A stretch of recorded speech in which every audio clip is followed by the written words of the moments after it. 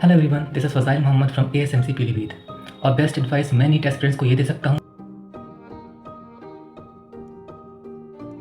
फजाइल पीलीभीत का रहने वाला एक सिंपल सा लड़का, हाथ में मोबाइल, स्क्रीन पर गेम और दिमाग में बस एक थाउट, एक गेम और एक मैच और। घंटों निकल जाते पता ही नहीं चलता था। 11th-12th खत्म हो गई थी लेकिन सीरियसनेस नहीं थी। लोग बोलते थे ये लड़का पढ़ाई के लिए बना ही नहीं है, और शायद फजाइल भी इस बात को मान चुका था। फिर एक दिन फजाइल ने खुद से पूछा, क्या मैं पूरी जिंदगी सिर्फ काश बोलता रहूंगा?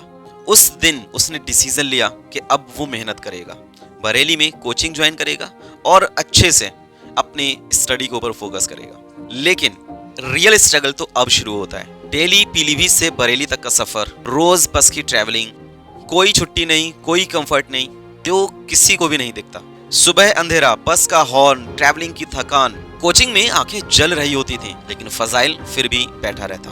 रात को घर आकर भी उसका स्ट्रगल खत्म नहीं होता। दिन भर जो पड़ा उसका रिवीजन, एनसीईआरटी, उसके नोट्स, पीवाईक्यूज, क्वेश्चन प्रैक्टिस, ये सारी चीजें करना, क्योंकि एक लाइन उसने अपने दिमाग में बैठा ली थी, आज थक जाना है कोई बात नहीं, लेकिन कल किसी के आगे शर्मिंदा नहीं होना है। फिर वो फेस आता है जब एस्पिरेंट्स की लाइफ में थोड़ा डीमोटिवेशन होता है, जब मॉक टेस्ट लगाए जाते हैं। शुरू में मार्क्स बहुत कम थे, लेकिन उसने खुद से कहा कि मैं गेमर था, लेकिन अब मुझे नीट का प्लेयर बनना है।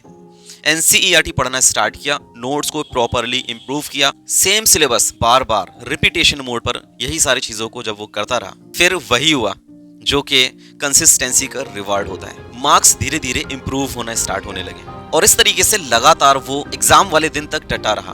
अब आता है NEET exam day. Exam centre के बाहर खड़े होकर फजाइल ने सिर्फ एक बात सोची, रोज बस से यहाँ तक डेली का सफर किया है, आज पीछे नहीं हटना है, आज मुझे अपना बेस्ट देना है। पेपर टफ था, टाइम फास्ट था, लेकिन फजाइल का माइंड ट्रेंड था।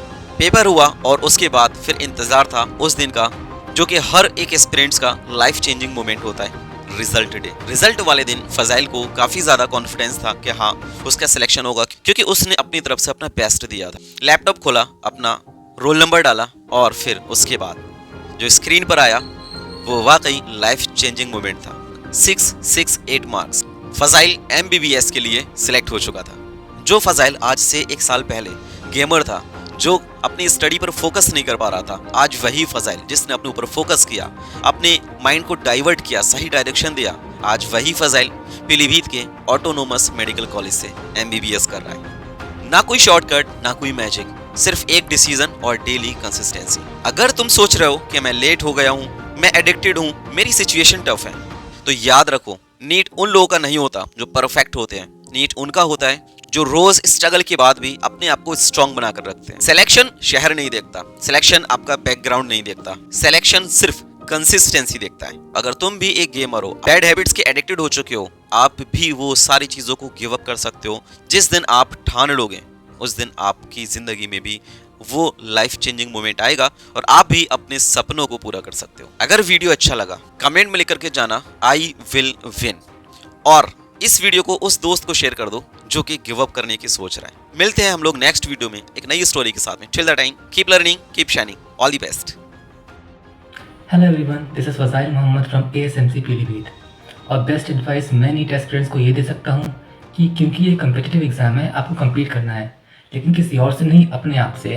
आपको अपने आप से ये सवाल करना है कि क्या मैं कल से बेहतर हूँ, या फिर क्या मुझ में कल से कोई इम्प्रूवमेंट आया है। और अगर इस सवाल का जवाब हाँ है, मतलब you're on the right track, and that's it.